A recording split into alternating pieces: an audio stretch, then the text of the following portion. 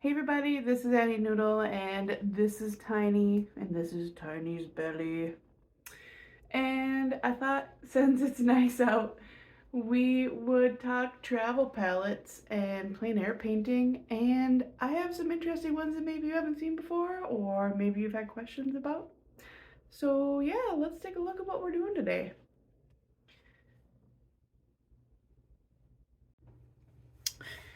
Okay, so here are the palettes that we're going to talk about today.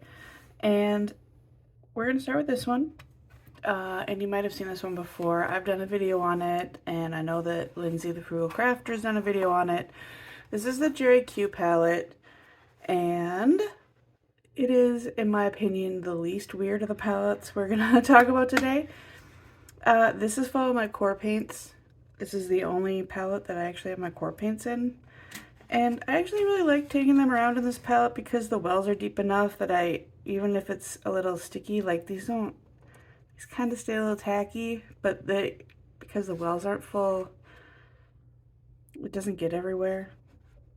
And you can see that it's plastic, but it doesn't stain really easily. I've used this several times and it hasn't stained yet. And so that is the first little plein air painting we're gonna do, is with this one. And then the second one, I can't remember which one I did next. So we're just gonna talk about this one next. So this one, and actually this one, I got from the same place. Here, let me get it. I got this from Etsy, from this company, called Arts to Embers, and I'll link all this below. So they sent this, this is watercolor paper. They sent this printed card for you to try out their palettes with, and they actually sent some samples and stuff too. Lots of like really interesting goodies in that bag, and it was ecologically packaged, which I always really appreciate. So yeah, like you should definitely check them out. I will link their shop below. I've got nothing but good things to say about these palettes. And someday I'll actually paint this, like, just haven't had the chance yet. So this is the reason, no, this is not the reason why I ordered from them. But I saw this and it is not going to spring open accidentally, let me say. And I was like, oh my gosh, I have to try that. So it's a ring. It's a cute little ring palette, and I love it. It comes with a little swatch sheet, which goes this way. And it's just not in there yet because I haven't actually laminated it. I decided with this one I was going to do a split primary and then just have like Payne's Gray. And I think this is burnt sienna. It's that color. And then some white gouache. So love this tiny palette. I expect I'll be using it a lot. My only problem with it so far is my fault. A lot of these palettes today that I'm going to show you, I put Winsor & Newton paints in, and they stay sticky for all of eternity. See, like this is still sticky. Yeah, Winsor & Newton paints are glorious, but not great for travel palettes. All right, so, and then the next one, okay, I'm really excited about this. So I'm sure that you've probably seen these really cool palettes that were designed by Stephanie Law and put out by etchr. This one has really ancient Arteza gouache in it. And I've always really liked these palettes. The only problem that I have with them is that they're a little bit fragile and that they're a little bit awkward to use when you're actually traveling with them, because like you take them, like if you want to take them out of here so that you have access to them, now you have to have some place to put these two palettes. So like you have to have a place to set those. Oh my gosh, I'm so excited to show you this. And you guys will probably be like, we've already seen that, Annie. Like everybody knows about that. Well, I was excited. This is why I ordered from Arts to Embers, is because of this coolness. Isn't this great? So this will fit the the Stephanie Law etchr palette in it, and so it's held in by magnets. Oh my gosh, I just got it out super easily, and now I'll never do it again because I'm trying to do it in front of people. I swear I just like reached, there we go. Okay, all right, I figured it out. Okay, so it's held in by magnets, and it's 3D printed, and so is this. These are both 3D printed. So you just put the magnet on the back of your whichever etcher palettes that you got and stick them in there, and clearly they stick really well. Like they don't come out. I had a problem with, I think this side the magnet didn't stick very well to the bottom of the palette itself, but I just re-squished it on there and it's fine now. So, and I usually have, again, I usually have a little felt thing in there just to like have an added bonus. Like I don't want them hitting each other. But I put Winsor and Newton paints in here, and yeah, they're so squishy. Like, they're so squishy forever. Like, this is the Daniel Smith Duochrome. I think that's the desert one. Yeah, like, that one's fine. And, like, you can tell the Winsor Newton one's just, oh, so squishy. Yeah, so I don't recommend using those again. Yeah. Oh, but just a note, I did put my, granulating red and yellow in here, so they actually will get used finally. Yeah. Yeah, it's gonna be a fun palette to use.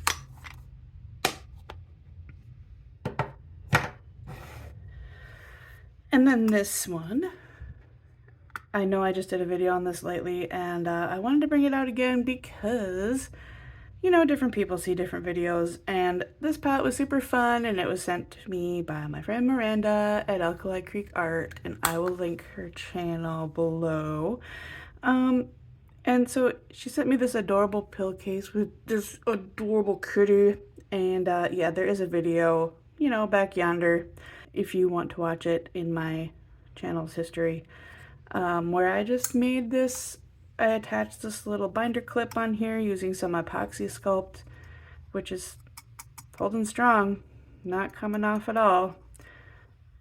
And yeah, I have these 3 odd colors in here, and I really like painting with them. So there we go. Those are the palettes that we're talking about today. And yeah. So hey guys, it's voiceover Annie now, and hello. So the first painting I decided to do, I wanted to keep this very low-key. Like, I know some people want to try plein air painting but get really nervous about it or think that it's outside of their reach, and it's not. And if you want to start in your yard, or if you want to start in your living room, I straight up use my palettes on my couch. So yeah, I wanted to start with something fairly simple, so I painted these little white grape hyacinths that I have in my front yard that are slowly getting bigger. I only planted them a couple years ago, so they're catching on. Before we get too far into the painting process, here is an argument that I had with the squirrel in my yard. For your viewing pleasure.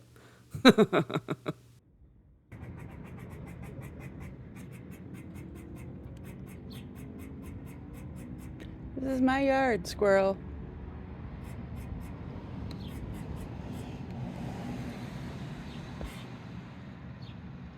What? I'm not leaving. It's my yard. No. Grumpy. Moving on. So, what I am doing here is paying attention to the shape and the direction of all of the little blossoms on the flowers, because they are not all just little circles. They go in different directions and they have slightly oval shapes. So I really want to capture that and like make sure I'm looking at the size of them, and you know, just trying to, you know, it's still a sketch, but I want to at least observe what's going on with the actual plant, because that helps you get better at art, right? Just that active observation. So here I am using that Jerry Q palette, which I eventually do clean up, but not before I use it again.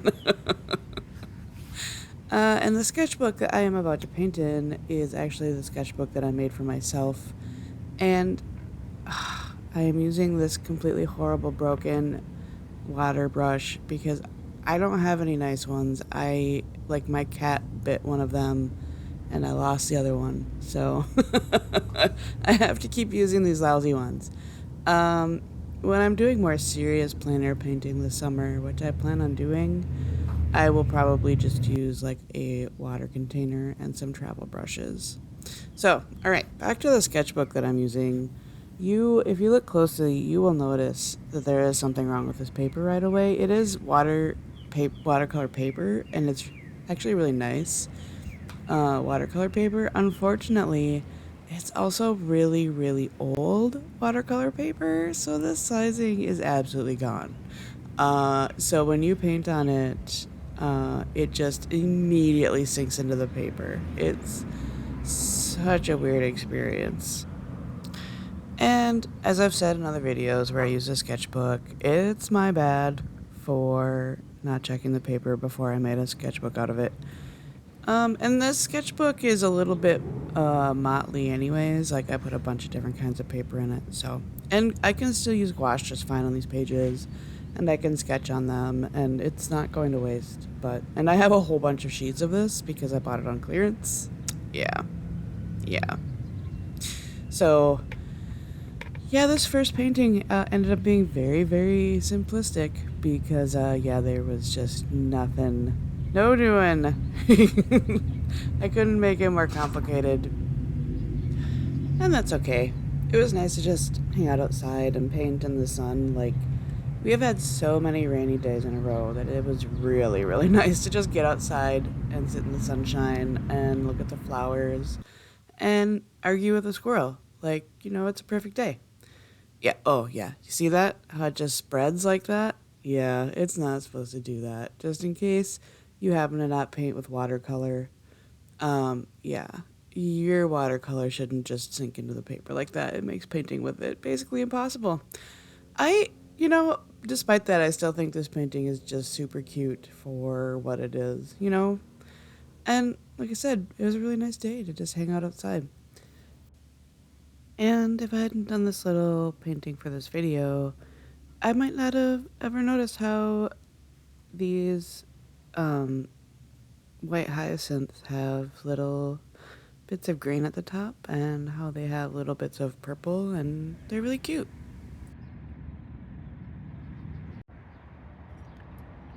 There's one helper.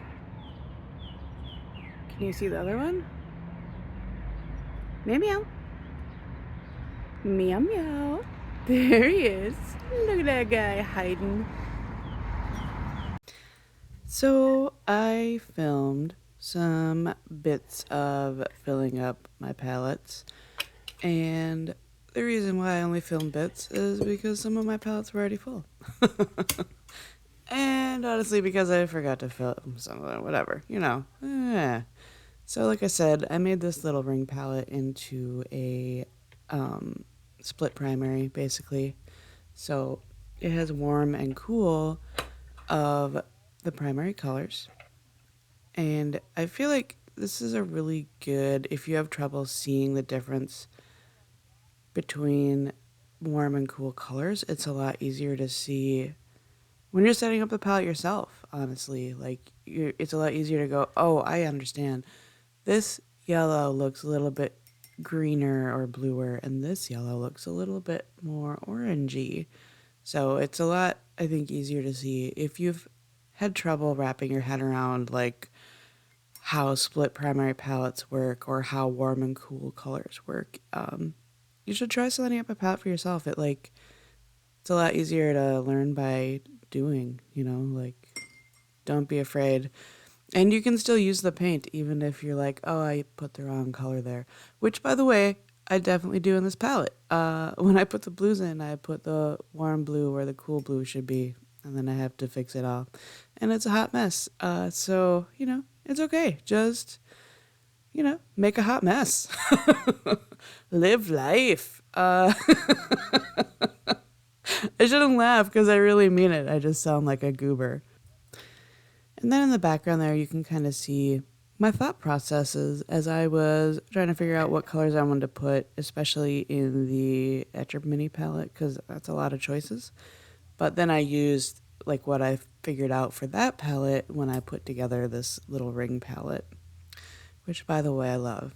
I absolutely love. I'm going to bring this thing all over the place. Oh, and the ring on it is adjustable. Like clearly I am not a slender reed, and I can make it fit my finger without any problem. So there's a very good chance that it will fit you just fine. And it doesn't, like I said, it's 3D printed, so the ring is metal. And I probably should have shown you that a little clearer, and I don't. But it's just because I'm a horrible person. Anyways, so yeah, like the ring isn't coming off either. Whatever adhesive they used to put the ring onto the 3D printed palette part is clearly a good adhesive. And I don't know why, but I'm like super thumbs up girl today. So I'm like doing all sorts of thumbs up. Just, please feel free to mock me for it. I don't know why I started doing that, but I did. So here's the next painting, and it is also in my yard. And we had a couple storms, and it knocked down these like dead sunflowers that I had on my garden from last year, which I let them sit because I think they look cool. So I thought it'd be cool to put them in a little painting. And yeah, when you see my yard, you will go, wow, that is an overgrown mess. And first of all, everyone's was that day because like it had seriously rained like a foot, like like everything was flooded and the yards were just mud. So yeah, nobody was mowing their lawns that day. But I also am doing No Mow May, and it's been kind of fun. I've done it a couple years now, where you just let your yard go for the month of May, and I really want to get into more planting non-grass.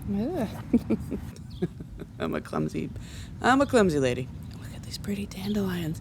Yeah, I'm super distracted. I'm sorry. It's very early in the morning, and I'm trying to get this painted for you. Or voiceover. I'm trying to get this voiceover done for you guys so that I can actually get this video out. Only like 4 days late. That's reasonable, I think. So here I am mixing a gray using one of the blues in that burnt sienna, and it is I don't know why I keep doing that. Oh my goodness, I love me, seriously. I'm just such a goober. Yeah, so about the painting, you can see that I used white gouache to put down some highlights because I am doing this on a toned green paper, which oh my gosh, this brush is just a mess. Anyways, so yeah, don't buy these brushes. I can't remember where I got them. I actually think those might be the ones that I got from Jerry's Adorama, I think, because they came in like a pack of 6 and they're all absolute trash. Yeah, but I wanted to try a bunch of different travel brushes with different nibs on the brushes, like the different brush heads. So like there's like a super wide one and a like a narrower one, and I was like, oh, this will be fun. And it's not fun because they just leak everywhere. But they're all I have, and I'm on a no-buy, and they are slightly functional, so I'm going to just continue to use them. So here I am mixing a green. And the cool thing about a split primary palette is when you mix your own green, you can be like, oh, I'm going to use this green in the background, so I want this green to be slightly less vibrant and slightly more blue. And you can do that. So, and here I am doing that. I feel like I started this voiceover out and I was just waking up, and like I said, I wanted to get it done, and now I'm starting to wake up and realizing that I probably should not have done this right away in the morning because I am a little bit goofy right now. Anyways, so, and this paper I think is, I want to almost say that this paper was made for pastels. I am really not sure. I just grabbed a bunch of paper that was on clearance at Hobby Lobby and made a sketchbook out of it. So there you go. Yeah, and I love this little sketch I did. And I love my ridiculously overgrown lawn. So here I actually left my yard and went to the park. You can see my car in the background there if you look. Yeah. Anyways. And I wanted to paint these super pretty honeysuckles, or columbine if you prefer. And I know that I don't record as much of the process for these next two paintings, and that's probably okay because this video is getting a little bit long. And it's also like, you don't want to watch me do the same thing 4 times, right? Like, and that's kind of what I'm doing. I just kind of wanted to show you, like, hey, these palettes work in different situations. Hey, it's okay to go outside and try to do plein air painting and be a little bit of a hot mess. And also, if you want to go draw outside, you don't need to paint. Like, start simple. Like, just grab a pencil and a sketchbook and go draw something in your yard, and it'll help you get used to it. Because adding on painting does make it, a little bit more complicated. Oh, and by the way, trying to record yourself doing these complicated things out in public is a hot mess, and I have no idea how to do it yet. So I'm learning. I'm hoping to get a little better with that this year with like recording myself painting outside, just because I want to paint outside a lot this year. So yeah, if there's anything about plein air painting that you want to know, let me know, and we'll do a video on it. It'll be fun. These have always been one of my favorite flowers because I grew up in the country and these just grow wild all over. And if you live in a place where there aren't honeysuckles, they are so cool because you can pick the little red flowers, and those little tiny beads at the end of the flower have sugar in them. So you can like straight up just eat the little bits off the end of the flower, and it tastes really sweet. It's so interesting. And it's such a cool thing, I think, especially for young kids to get into, because it's, even for like city kids, like you can like be introduced to the fact that your food comes from the planet. Like, and I think we get, like, it's easy for us to like forget that. Like, your food, this is where your food comes from. Like, flowers make food. And animals make food. Here's where your food comes from. And the paper I'm painting on for this video, or this part of the video, I think is actually a Strathmore drawing paper that I've had since the dawn of time. Honestly, I think 25 years. I've had this forever. I think I got it in high school. It's not awesome for watercolor paper, but it works honestly better than anything else in the sketchbook. Yeah. It's okay. Here you see me struggling with this ridiculous watercolor brush again. I promise the next plein air painting that I do a video for, I will use my actual travel brushes and just have like a water container. It's just like a different kind of vibe than what I was going for with these, because I wanted these to be like, you can just sit down somewhere and paint wherever you are, which is literally what I'm doing. I'm sitting on the ground for 3 of these videos. The 4th one I'm sitting on my couch. Yeah.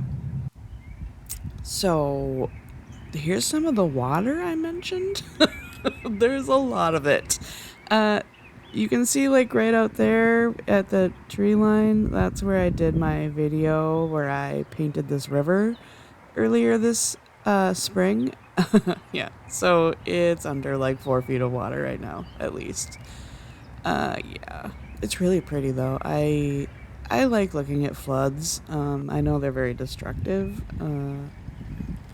but they're also part of like the natural cycle. Like, floods happen even when we're not messing things up. And yeah, so I just try to enjoy it while I can. Also, is there like a wildfire going on? Because like the sun's been really orange the last couple days. Oh, and I found this cute flower. and I thought it was really fun that the path just ends in the river. Okay, so Tiny is here to help me, and here is my couch setup. And that is not Tiny, sorry. Tiny is physically on voiceover Annie's shoulder right now, of course. So that's my cat Tilly. I call her Kitten. She is a lovely kitty, and she did not sit still for very long for me to paint this. So in case you're like, wow, your cat sat still for so long, she did not. She did not. She sat in the window for like a solid 10 minutes while I was trying to paint her, but she was like looking all over the place. So this was a interesting practice for me in painting a moving object. It was not easy. And then for this, I'm using my Miranda pill palette, and I love it. And I'm biased, but I really think that this kitty picture turned out awesome. I actually think my favorite part of this picture was doing this part with the sky in the background, because I got to play with like making a gradient with just those three colors and trying to make this watercolor brush work in my favor. And I think it worked. Now that I'm looking at it, it looks a little bit like one of those, are those bomb pops? Or like like the red, white, and blue striped popsicles. Anyways, so. And I also used thicker, because I only have 3 colors on this palette, I ended up using the colors more thick in some places than I would normally, just to get a different variety in the tones. Yeah, it was really interesting. I really like this palette. It's fun to play with, and I like painting on my couch. Painting on my couch is nice. And in case you're wondering, she is laying on a pillow that is shaped like a cat. It's like a little doorstop pillow. Yeah. So it's like 6 little cats that are all laying there, and you're supposed to. Oh, it's a draft dodger, not a doorstop. Oh, of course. Anyways, so it's like 6 little cats, but they've always liked to lay on it, so I just leave it on the back of the couch because that makes them happy, and I spoil my cats. So there you go. And we are coming to the end of the video. And guys, I would love it if you subscribed. That would be awesome. It's free. And I'd love it if you left me a message in the comments about which painting you like the best, or which palette you would like to try, or if you're doing No Mo May. Stay tuned for me and Tiny having a fight while we're trying to record a video. Yeah, and you guys have a really great week. Bye!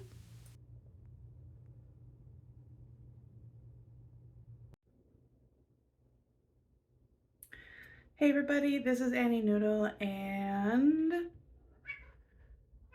yes, yeah, okay. What? Okay, there we go.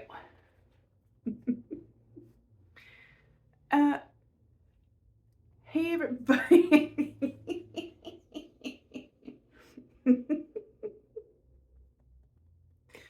Yeah, okay. You are such a lump. Yeah, okay. Okay.